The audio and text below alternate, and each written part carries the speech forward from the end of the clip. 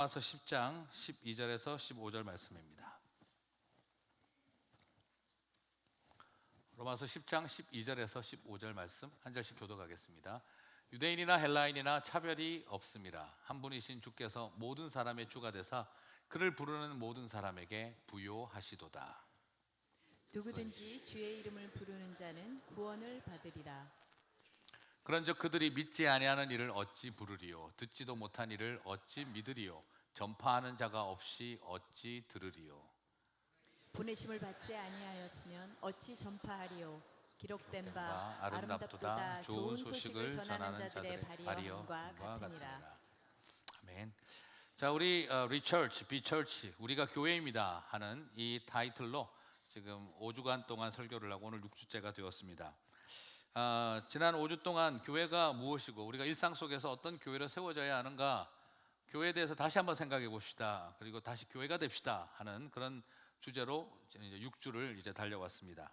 한편으로 생각해 보면 작년 우리가 하반기 한 석 달 가까이 하늘 식구 동력자 예배를 하면서 금요일마다 교회가 무엇이고 우리는 어떤 교회를 향해 갈 것인가 하는 것으로 또 엄청난 많은 분량들을 다루었습니다. 그리고 그때 또한 주일날도 교회가 무엇인가에 대한 고민들을 또 한 달 동안 이상 다루기도 했었습니다. 그래서 아마 전체 분량으로 본다면 굉장히 많은 양이 될 것 같습니다. 오늘 저는 여러분과 함께 이 시리즈를 이번에 6번째로 하면서 일단은 잠시 마치고 다음 주부터는 이제 그 봉사와 직분에 대한 우리의 섬김에 대한 이야기를 나눈 다음에 그리고 창세기로 들어가려고 합니다. 자, 그러나 오늘 이 말씀을 통해서 아름다운 공동체는 정말 어떤 것인가를 같이 좀 나누었으면 좋겠습니다. 하나님께서 우리를 교회로 부르셨다면 분명한 이유와 목적이 있겠지요. 그래서 그 목적에 맞는 교회가 바로 가장 아름다운 교회일 거라고 생각을 해봅니다. 그래서 오늘 로마서를 통해 아름다운 교회의 모습에 대해서 세 가지로 같이 한번 좀 살펴보도록 하겠습니다. 자, 첫 번째 교회의 아름다움은 우리의 전통적 사고를 벗어나서 패러다임을 시프트를 하는데 그때 그 아름다움이 있다라고 말할 수가 있겠습니다. 여러분, 교회는 우리 안에 자꾸 갇혀 있는 것이 아니라 끊임없이 패러다임을 바꾸어 가기 위한 노력이 필요합니다. 오늘 11절과 13절을 한번 보시겠습니다. 성경에 이르되 누구든지 그를 믿는 자는 부끄러움을 당하지 아니하리라 하니 유대인이나 헬라인이나 차별이 없음이라. 한 분이신 주께서 모든 사람의 주가 되사 그를 부르는 모든 사람에게 부요하시도다. 누구든지 주의 이름을 부르는 자는 구원을 얻으리라. 자, 여기에서 이 성경은 구약 성경을 말하죠. 구약 성경에서 이르되 누구든지 그를 믿는 자는 부끄러움을 당하지 아니하리라. 구약 성경에도 유대인만 구원을 받는다고 되어 있지 않다는 거예요. 이사야서도 누구든지 그를 믿는 자는 다 구원을 받는다고 구약에서부터 이야기를 해왔다라고 합니다. 그리고 나서 유대인이나 헬라인이나 차별이 없이 누구든지 주의 이름을 부르는 자는 구원을 받겠다라고 오늘 중요한 포인트를 이야기를 하고 있습니다. 자, 이미 제가 로마서를 강의할 때 여러 번 말씀을 드렸습니다만 이 로마서 10장은 굉장히 미묘한 갈등이 있는 배경을 전제로 하고 있습니다. 자, 이게 무슨 말이냐 그러면 로마 교회 안에는 여러 번 들으셨지만 그 유대인과 로마인이 같이 한 교회를 이루고 있습니다. 이게 왜 복잡한 문제냐면 일제시대 동경에 한국 사람과 일본 사람이 같은 교회를 만들고 있다는 것과 같은 말입니다. 다시 말씀드리면 우리 민족을 지배하고 있는 제국주의자들과 거기에 식민지 백성으로 살아가고 있는 유대인이 같은 교회가 되었다는 말입니다. 더더구나 끌려와 있는 입장에서 쳐다볼 때 노예로 끌려와 있는 유대인들과 노예의 주인인 로마인들이 함께 교회를 이루고 있다는 것입니다. 영적으로는, 종교적으로는 이방인으로 여겨지고 있는 로마인과 선택받은 백성이라고 여겨지는 유대인이 함께 교회를 이루고 있다는 것입니다. 여러분, 이 복잡하고 미묘한 이 갈등 구조를 한번 생각해 보시겠습니까?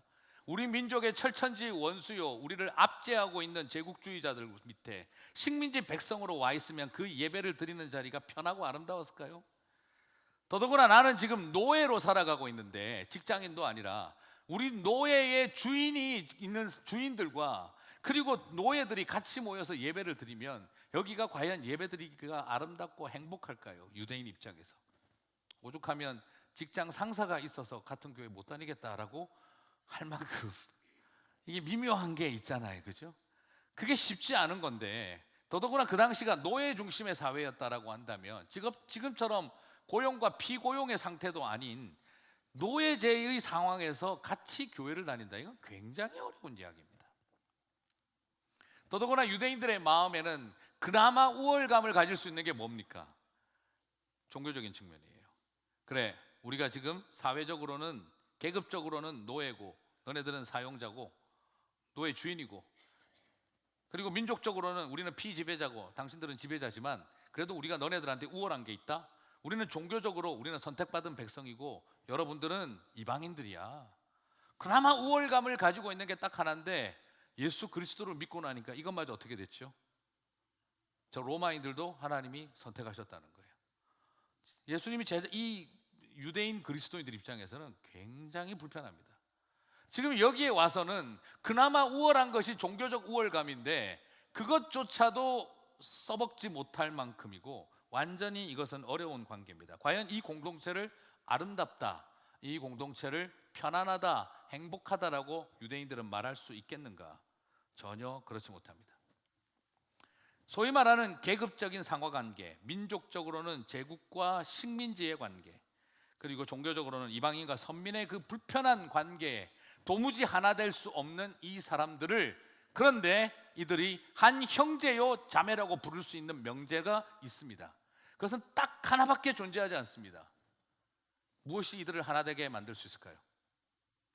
그것은 우리가 교회입니다 하는 것밖에는 없습니다.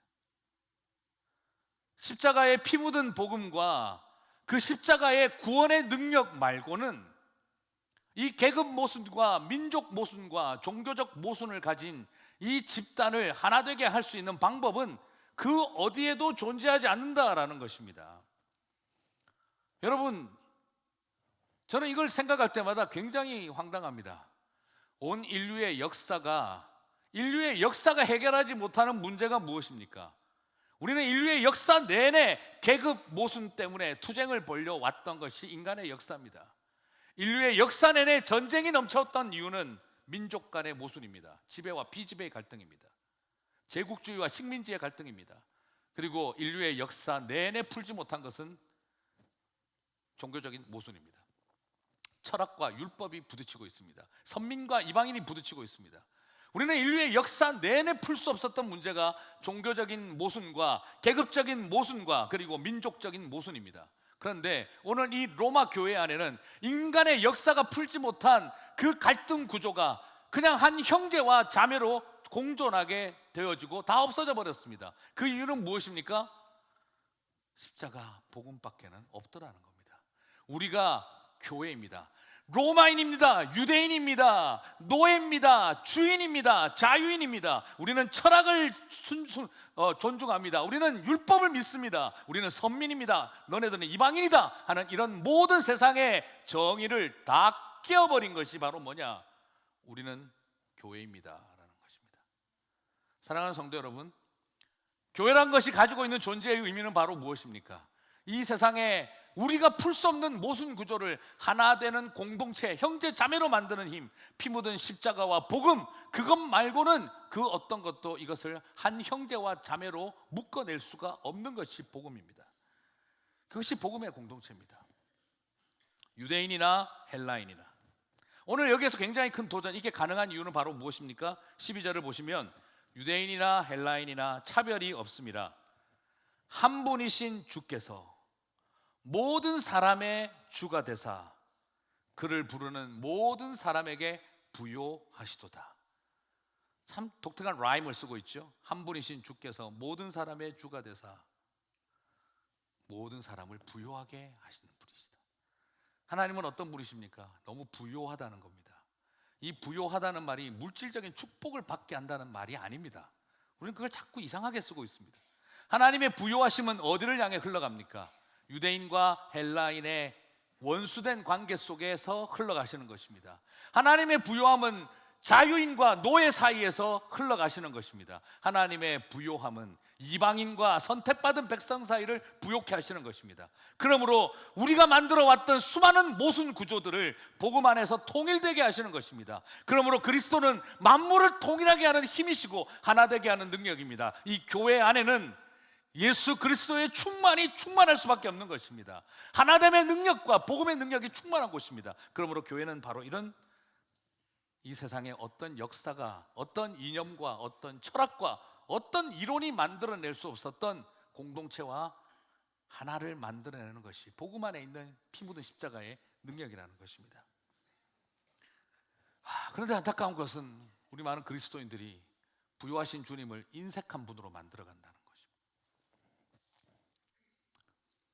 때로는 우리도요, 교회 안에서 원수된 너희들을 불러 모아 한 형제가 되게 하였느니라 그랬는데, 오늘날 우리는 형제된 우리들이 원수되게 만드는 곳이 교회입니다. 어쩌다가 이렇게 돼버렸는지 모르겠습니다. 원수된 너희들을 한 형제가 되게 만드는 것이 복음의 능력입니다. 그런데 어느 틈에 우리들의 교회 안은 한 형제된 것을 원수 만드는 곳으로 변해가고 있다면 우리는 그것이 복음의 공동체라고 할 수가 없다, 이 말입니다. 복음의 공동체는 무엇입니까? 복음의 공동체는 유대인이나 헬라인이나 자유자나 종이나 남자나 여자나 그리스도 예수 안에서 하나이니라 하는 이 엄청난 도전을 끄집어낸 것입니다.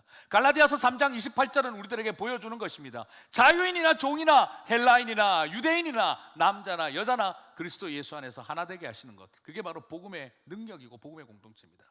고린도전서는 뭐라고 하고 있습니까? 성령의 공동체, 헬라인이나 유대인이나 종이나 자유인이나 성령 안에서 하나이니라. 그리스도 예수 안에서 성령 안에서 복음의 공동체, 성령의 공동체는 우리가 가지고 있는 일간의 역사가 만들어 왔던 끊임없는 분리와 편견의 벽들을 다 깨뜨리고 한 형제와 자매, 하나님의 자녀가 되게 만드는 게 바로 그리스도 예수 안에 성령 안에서 일어나는 역사입니다. 그런데 우리는 이 모든 걸 자꾸 깨뜨리고 있는 거예요. 때로는요, 지방색이 천국색보다 강합니다. 우리는 지금 천국 시민이라고 하는 가치보다 향후회가 더 중요합니다. 어느 틈에 교회 안에 모여 있으면서도 지방색을 따지기 시작을 합니다. 그래서 우리끼리가 더 친하다고 생각을 합니다. 교회 안에 있으면서도 우리는 정치색이 붉은 보혈보다, 푸른 초장보다 더 중요합니다. 어느 틈에 우리는 정치색이 다르면 한 형제와 자매가 될 수 없는 것처럼 여기고 살아가고 있습니다. 때로는 가방끈이 성령의 끈보다 더 질기고 강합니다. 내가 유대인인가 아니면 로마인인가, 이거보다 더 중요한 것은 내가 교회입니다 라고 하는 것입니다. 내가 어느 지방 출신이냐보다 더 중요한 것은 여러분이 천국 시민이라는 것입니다. 내가 어떤 공부를 했느냐보다 더 중요한 것은 내가 예수 그리스도의 제자라는 것입니다. 내가 남자냐 여자보다 더 중요한 것은 우리를 하나님이 부르신 자녀라고 보는 것입니다. 이것이 오늘 우리에게 주어져 있는 십자가 안에 있는 능력입니다. 끊임없이 우리들 안에 우리만 주님을 부를 수 있는 것이 아니라 누구든지 주님을 부를 수 있도록, 그것이 바로 복음의 능력인 것입니다. 자꾸 우리는 지난번에도 말씀드렸지만 나들이 되고 있습니다. 우리를 쓰고 있는 게 아니라 나들, I's, me's,를 쓰고 있습니다. 주님은 우리들에게 we가 되기를 원하고 있습니다. I and you의 관계를 원하고 계십니다. 1인칭 복수형으로서 me's를 원하고 있는 것이 아니라 1인칭과 2인칭이 함께하는 우리를 원하고 있는 것입니다. 교회는 배타적인 곳이 아니라 인종과 계급과 율법과 철학을 뛰어넘어 절대 하나 될 수 없었던 사람들을 통일되게 하는 능력, 그것이 복음의 능력인 것입니다. 우리 한국에 요즘 방송인으로 나오는 그 아프리카에서 온 친구가 있어요. 그 친구가 사람들 앞에서 버스킹을 하는 걸 제가 봤는데 그 이야기를 하는 거예요. 한국 가서 자기는 너무 차별을 당했대요. 피부 색깔이 검다는 것 때문에 너무너무 힘들었대요. 그런데 정말 자기가 한국 사람들이 쓰는 말 중에 정말 좋아하는 말이 있대요. 그건 다른 나라 사람들이 잘 쓰지 않는 우리라는 표현이라는 거예요. 한국 사람들은 부인도 우리 와이프라고 한대요. 한국 사람들은 남편도 우리 남편이래요. 애도 우리 애고, 집도 우리 집이고, 차도 우리 차라는 거예요. 교회도 우리 교회고, 그죠? 그런데 왜 그 우리 속에 나들만 존재하는 것이 아닌가? 우리가 되어야 되는 건데 거기서 자기가 들어가고 싶다는 이야기를 했어요. 저는 그 말을 들으면서 참 많이 공감했습니다. 우리가 가지고 있는 그 좋은 우리라고 하는 표현이 혹시 나들이 되고 있는 게 아닌가? 1인칭과 2인칭이 함께 할 때 그것이 진정한 의미의 우리여야 하는데, 어느 틈에 우리 안에 만들어버린 생각들은 또 다른 편견과 그루핑을 하며 서로를 미워하고 살아간다고 한다면, 서로 편을 짓고 서로에게 분리의 장벽을 만들고 살아간다고 한다면 이게 과연 복음의 공동체이겠느냐라는 거예요. 이방인의 뜰과 유대인의 뜰을 그 둘을 하나 되게 한 무너뜨려버린 벽이 있는데 우리는 다시 교회 안에다가 벽을 만들고 있는 것은 아니냐라는 거죠.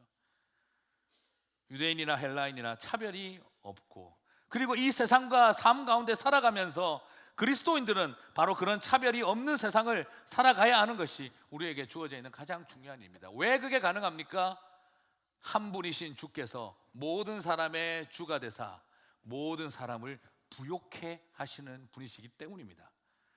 예수 그리스도의 부요함은 경제적인 번영에 있는 것이 아니라 예수 그리스도의 부요함은 원수 맺은 관계 속에 부요함으로 역사하는 것입니다. 그 부요함을 누리시는 저와 여러분이 되시기를 주님의 이름으로 축복합니다. 자, 그렇다고 한다면 두 번째로, 나와 전혀 다른 사람들과 이렇게 공동체를 이루어 가려면 어떻게 해야 될까요?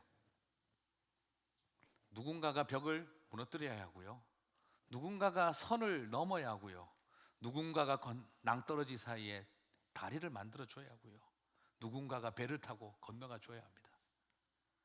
그럴 때 우리는, 그리고 건너가서 하나님의 말씀과 복음을 전해줘야 합니다. 그럴 때 우리는 함께 서로가 미움과 편견의 벽과 차별의 벽을 뛰어넘어 한 형제와 자매로 같이 설 수가 있는 것입니다.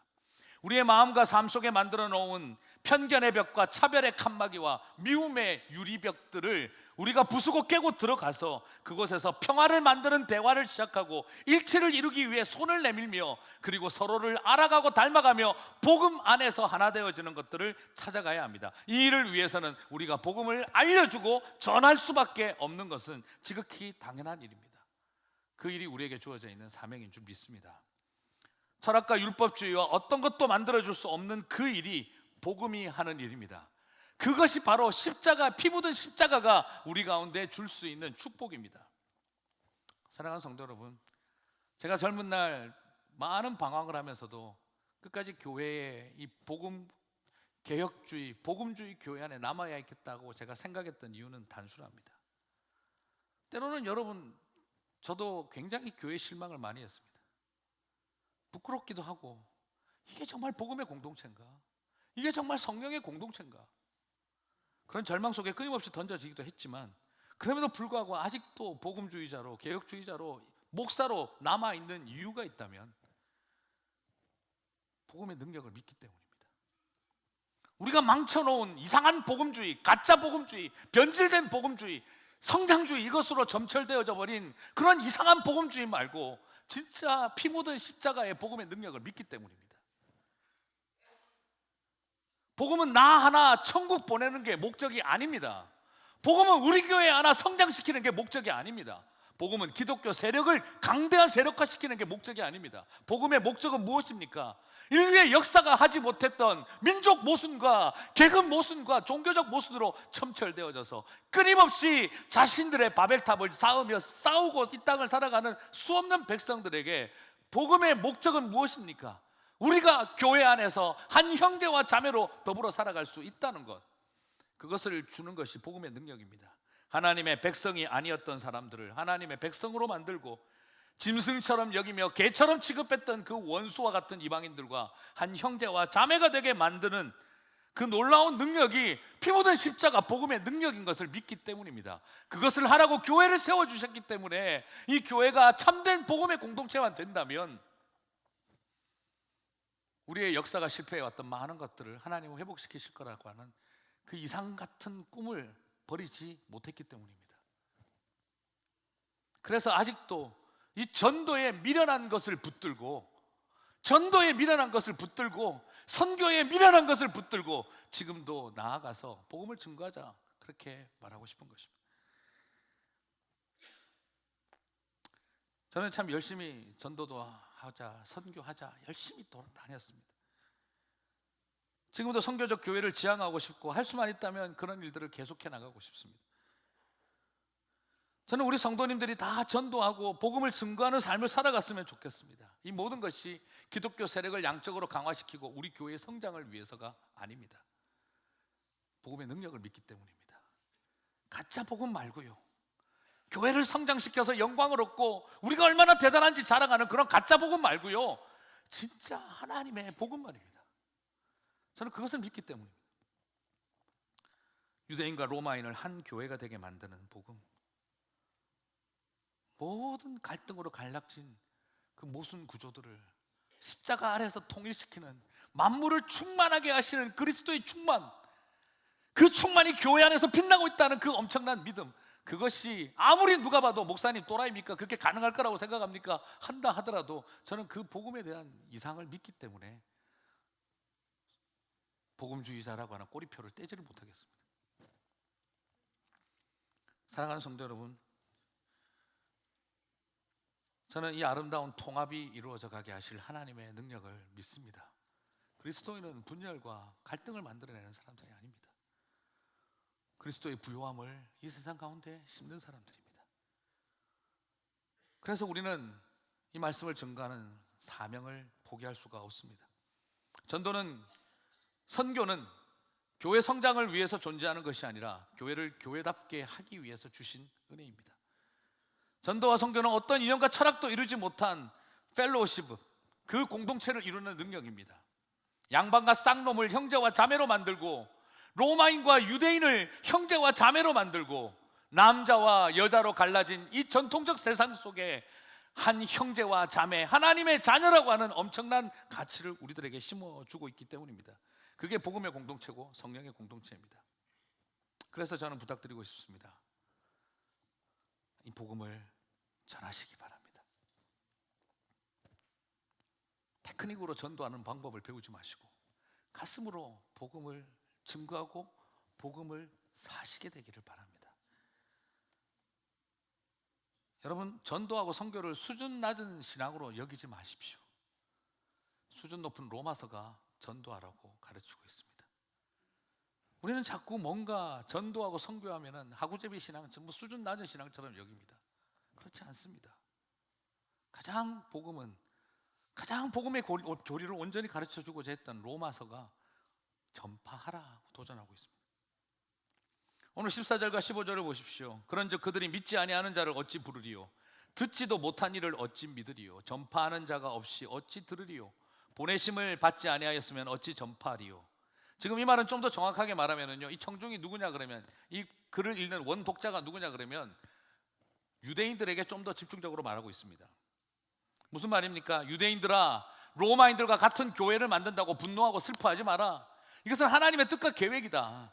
그러므로 이제 너희들은 유대주의 안에 갇혀있는 기독교가 아니라, 유대주의와 율법주의 안에 갇혀있는 복음이 아니라 이제 저 이방인들에게 나아가서 전파하라. 너희들이 전하지 않으면 그들이 어떻게 들을 것이며 듣지 아니하면 어떻게 믿을 수 있겠느냐. 내가 너를 보내노니 가서 전파하라. 그것을 유대인들에게 도전하고 있습니다.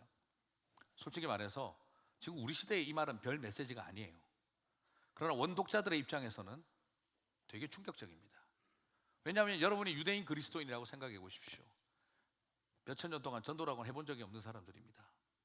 날 때부터 선택받은 백성의 집안에서 태어나서 난지 8일 만에 할례받고 성전 안 나가면 이상한 사람들이라고 생각하는 세상에서 살다가 그렇게 살아온 사람들입니다. 평생을 전도라고는 해본 적이 없는 사람들이 유대인들입니다. 그런데 지금 바울이 말하고 있는 거예요. 너희 유대주의에 갇혀있는 복음이 아니다. 그걸 깨고 나와서 저 로마인들에게 복음을 전하라는 거예요. 이건 유대인들 입장에서는 해본 적이 없는 일입니다. 유대인들의 입장에서는 이것은 자신들의 인생의 경험, 상상도 해본 적이 없는 일을 지금 주님은 요구하고 계신 것입니다. 사랑하는 성도 여러분, 저는 이것을 굉장히 중요하게 생각합니다. 나아가서 입술을 열어 복음을 또한 증거하십시오. 삶을 통해 우리 지난 5주 동안 삶에 대한 이야기를 계속해 왔습니다. 하지만 제가 6주차에 이 이야기를 하는 이유는 삶으로 저는 전도합니다 하는 또 다른 자기 속임수를 우리가 쓰지 말자는 뜻으로 이야기를 하는 겁니다.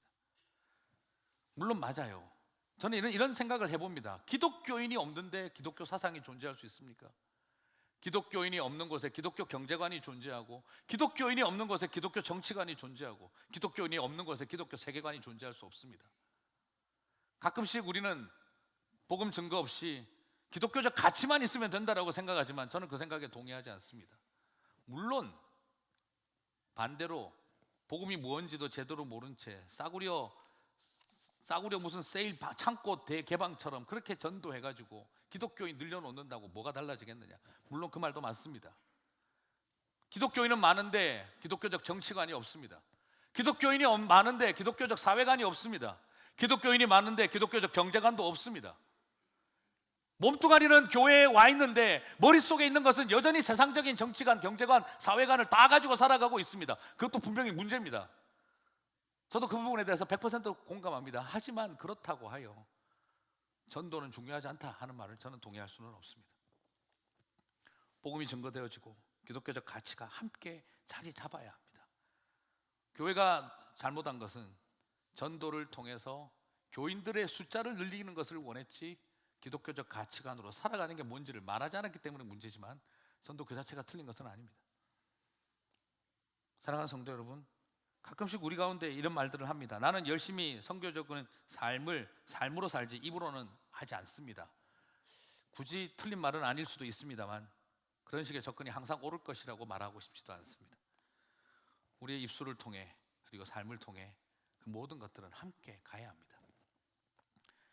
부탁드리고 싶은 것은 그것입니다. 동시에 너무 많은 그리스도인들이 고상한 신앙생활을 원합니다. 전도와 선교, 난 그런 하구제비 스타일 안 해. 나는 말씀 중심으로만 갈 거야. 나는 그냥 예배 중심의 삶을 살아갈 거야. 근데 여러분, 전도와 선교 없이 어떻게 합니까? 가끔씩 너무 그래요. 저도 신학교 다닐 때 구속사적 성경 해석 열심히 배웠습니다. 제자훈련 배웠고 막 교회에서 다 했어요. 근데 왜 하는지 이유를 모르고 다들 하세요. 제자훈련 왜 합니까 우리가? 직분자 되기 위해서. 제자훈련을 하는 이유가 무엇입니까? 우리가 열심히 예배를 드리고 찬양 집회를 합니다. 요즘 우리 컨템포러리 밴드를 가지고 찬양 집회 합니다. 왜 합니까? 요즘 젊은 애들이 좋아하니까. 그게 교회 성장에 도움되니까. 제자훈련 왜 합니까? 제자훈련하는 교회는 성장하니까. 해외 선교 왜 합니까? 그 선교하는 교회가 성장한다니까. 성령 충만, 성령의 역사를 체험하자. 왜? 성령 사역하는 교회가 성장하다니까요. 모든 것의 목적이 다 뭐로 가버렸죠? 성장주의가 돼버렸습니다. 이건 말이 안 되는 소리죠. 본질은 그런 데가 아닙니다. 저도 답답한 것이 신학교 다닐 때도 그랬습니다. 성경신학을 배우고 구속사적 성경 해석을 배웠습니다. 우리 교수님 구속사적 성경 해석을 배워라. 소위 말하는 크리스토 센츄릭 이런 성경 해석법을 배워야 한다. 인자의 고난과 부활의 관점에서 구약을 해석할 줄 알아야 한다. 오늘 우리 시대의 목회자들이 너무 윤리적이고 세속적인 설교를 많이 해서 교회가 잘못 타락하고 있다. 설교를 똑바로 해라. 구속사적 설교, 구속사적 성경 가르침, 성경신학적인 성경 가르침, 이게 가장 중요하다. 제가 교수님한테 손 들고 여쭤봤습니다. 교수님, 근데 성경신학과 구속사를 공부할 목적이 정말 뭡니까? 교수님이 계속 그러시는 거예요. 바른 메시지, 바른 설교, 바른 성경 이해. 그래서 제가 생각할 때는 구속사적 성경 해석과 성경신학의 목표는 선교적 삶, 전도하는 삶이라고 생각하는데요. 이 항상 전도하고 선교 좋아하는 이 하구제비 신앙을 가진 사람들이 꼭 모든 걸 선교로 몰아가지. 그러나 내가 생각할 때 그래 그렇게도 볼 수 있겠지. 아니요, 저는 그렇게 생각하지 않습니다. 누가복음에서 부활하신 예수님께서 엠마오 마을로 가던 제자들에게 구속사적 성경 해석을 가르쳐 주셨습니다. 그리고 제자들을 모아놓고 40일 동안 성경 공부시키셨습니다. 목적은 설교 똑바로 하라, 성경 공부 제대로 시켜라, 단순한 그런 목적은 아니었습니다. 예수님께서 분명히 성경을 자세히 풀어주셨습니다. 구약 성경을 다시 해석해 주셨습니다.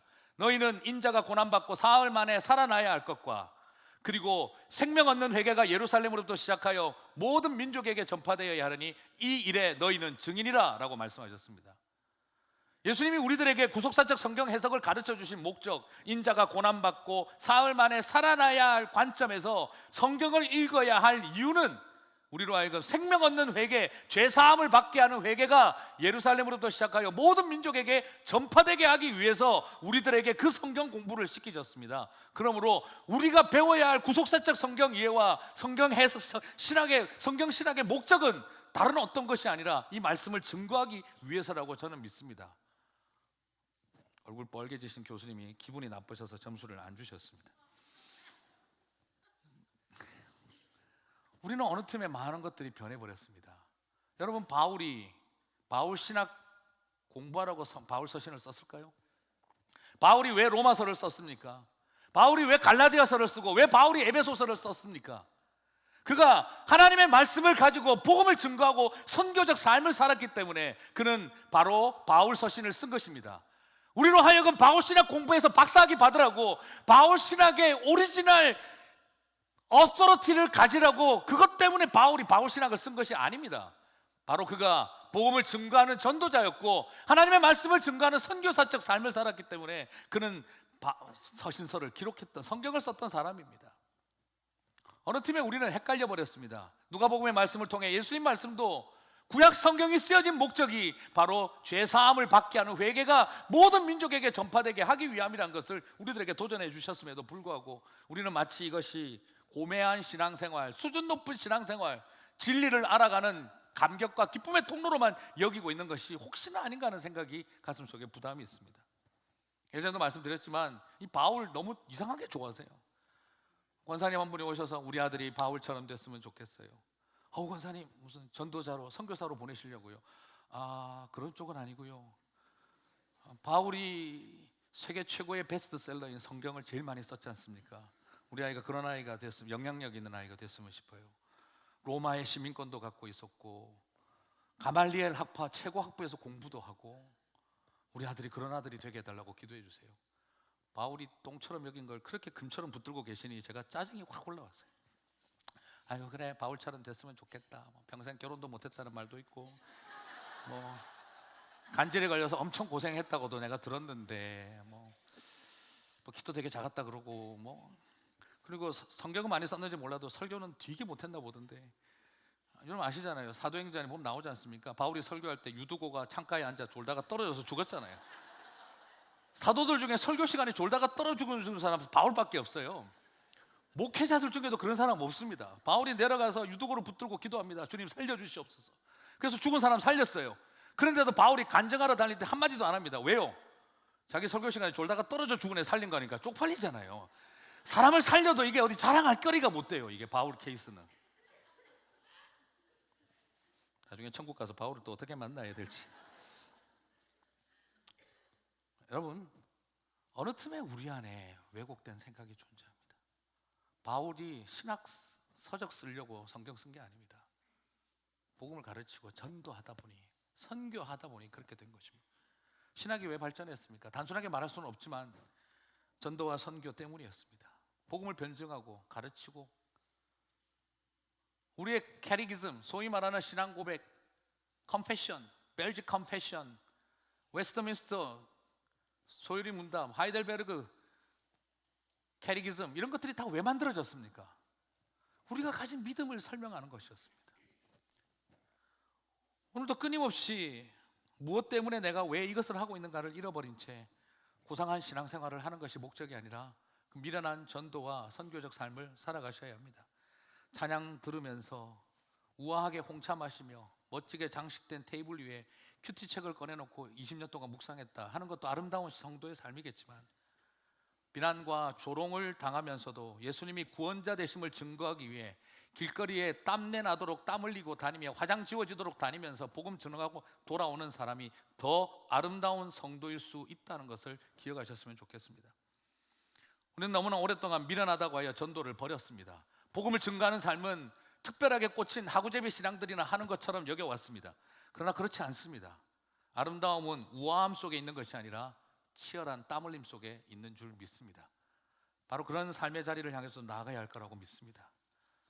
설교가 언제 끝나려고, 아직 세 번째도 남았는데 괜찮아요. 오늘 4부 설교 안 합니다 제가. 자, 우아함이 아니라 그 치열한 아름다움은 어디에서 보여질까? 저는 그것을 잘 모아둔 것이 전도자의 발이라고 생각해 봅니다. 보냄받은 이들의 부지런한 발이 아름다운 공동체가 무언가를 가장 잘 설명해주고 있다고 생각을 해봅니다. 몸에서 가장 낮고 가장 바닥이고 가장 드러내지 않고 가장 더럽지만 주님은 발 같은 우리를 가장 아름답게 여기실 줄 믿습니다. 오늘 본문의 15절을 보면 기록된 바 아름답도다 좋은 소식을 전하는 자들의 발이여 함과 같으니라. 주님이 정말 아름답게 여긴 것은 좋은 소식 때문도 아니고 좋은 소식을 전하는 자도 아니고 좋은 소식을 전하는 자들의 발이라고 굳이 구별을 해봅니다. 우리는 자꾸 위대한 메시지를 가지면 좋은 메시지가 아름다울 거라고 생각합니다. 그 메시지를 멋지게 증거하는 메신저의 입이 참 멋있을 거라고 생각합니다. 우리는 메시지와 메신저가 되는 일이 아름다운 일이라고 여기지만 주님이 아름답다고 여긴 것은 그 좋은 소식을 전하는 자의 발을 귀하게 여기셨습니다. 오늘 우리는 이 땅을 살아가면서 아름다운 교회가 된다는 것이 뭘까? 내가 얼마나 위대한 메시지를 만들어내는가? 내가 얼마나 훌륭한 메신저가 되는가 보다 더 중요한 것은 그 메시지를 들고 부지런히 뛰어다니고 땀 흘리며 냄새나며 돌아다니는 발일 줄 믿습니다. 사랑하는 성도 여러분, 하나님 나라의 발처럼 살아가는 저와 여러분이 되시기를 바랍니다. 솔직히 저는 그런 생각 참 많이 해봅니다. 그 당시 유대인과 로마인들의 공통점이 있다면 발입니다. 다 샌들 신었잖아요. 그래서 그들의 발은요, 아름다운 화장으로 예쁘게 되어 있는 것이 아니라 먼지로 범벅입니다. 항상 다치고 더러운 곳입니다. 그래서 종들이, 노예들이 하는 제일 첫 번째 일이 바로 주인들의 발을 씻기는 일이었습니다. 오늘 역설적이게도 바울은 누구보다도 이 문화를 잘 압니다. 유대인과 로마인으로 모여있는 이 로마교의 공통점은 더러운 발입니다. 그런데 바울은 지금 뭐라고 도전하고 있습니까? 그 더러운 발이 아름다운 것이다 라고 말하고 있는 것이죠. 저는 이 말씀이 큰 위로였습니다. 사랑하는 성도 여러분, 얼마나 대단한 메시지를 만들어내면 못 만들어내면 어떻습니까? 얼마나 위대한 메신저가 되지 못하면 어떻습니까? 그냥 그 메시지를 들고 전하는 발이 되는 것이 우리 주님 보시기에 참 아름다울 수 있다는 것, 그것이 우리에게 주시는 저는 위로라고 믿습니다. 발은 아름답습니다. 흉하기 때문이고요. 발이 아름답습니다. 더럽기 때문이고요. 발이 아름답습니다. 밑바닥에 있기 때문입니다. 가장 밑바닥에 있고 가장 아프기 때문에 발은 우리 주님께서 아름답게 여기고 계십니다. 개인적으로 참 좋아하는 운동선수들이 있습니다. 저희 아내가 너무 사랑하는 피겨 여왕 김연아. 매일 밤마다 보고 또 보고 또 보고 또 보고 저희 아내가 김연아를 그렇게 좋아합니다. 저도 더 그 바람에 너무너무 좋아하게 됐습니다. 그리고 두 번째 개인적으로 좋아하는 건 축구선수 박지성입니다. 박지성 선수 참 멋있습니다. 또 저희 아내가 또 발레를 되게 좋아하거든요. 그래서 저도 이제 발레를 좋아하게 됐습니다. 발레리나 강수진 씨 참 멋있었습니다. 같은 발레리나가 그런 이야기를 하더라고요. 나는 강수진과 같이 발레를 하면 마치 꽃과 함께 춤을 추는 것 같다. 저는 참 그 말이 너무너무 인상적이었습니다. 그런데 여러분, 이 세 사람의 공통적인 아름다움이 있습니다. 김연아의 화려한 트리플 악셀도 아니요, 목에 걸고 있는 금메달도 아니라 김연아는 정말 아름다운 발을 가지고 있습니다. 맨체스터 유나이티드라고 하는 그 마크를 가슴 속에 달고 있는 박지성이 아름다운 것이 아니라 박지성에게는 아름다운 발이 있습니다. 그리고 10만 명의 발레리나 중에 한 명 나올까 말까 한 사람이라는 찬사를 받는 강수진 씨의 발레보다 더 아름다운 것은 그녀의 발입니다. 혹시 한번 사진 한번 보여주실까요? 김연아의 발이라고 합니다. 감추어 놓은 것을 살짝 찍었나 봅니다. 갈라지고 멍들고 찢어진 그 김연아의 발이었습니다. 그 다음입니다. 박지성 선수가 신발을 벗고 앉아있는 모습, 발톱이 깨지고 시커멓게 죽어있고 그리고 온갖 밟히고 찢어진 상처투성이의 발, 우그러지고 비틀어지고 흉해버린 모습입니다. 그 다음 세 번째 보여주십시오. 강수진 씨의 발입니다. 그 발레를 하기 위해서 그처럼 수고해왔던 모습은 저게 사람의 발인지 괴물의 발인지 알 수 없는 그런 발입니다. 세계에서 가장 아름다운 발로 선정되겠다는 그런 말도 있었죠. 저는 이것을 보면서 이런 생각을 해봅니다. 이들이 가장 아름다운 이유는 바로 이 발이 있었기 때문입니다. 교회가, 성도가, 복음의 메시지가 가장 아름다운 것은 바로 그것을 끊임없이 전하는 자들의 발이 있을 때 그것이 참으로 아름다운 것일 거라고 저는 믿습니다. 저와 여러분이 우리 교회가 바로 주님이 아름답다고 여겨주신 그런 발 같은 존재들로 만족할 수 있었으면 좋겠습니다. 우리의 삶이 하나님 나라의 헤어스타일이 되고 하나님 나라의 드레스가 되어지고 하나님 나라의 화려한 진주 목걸이가 아니라도 괜찮습니다.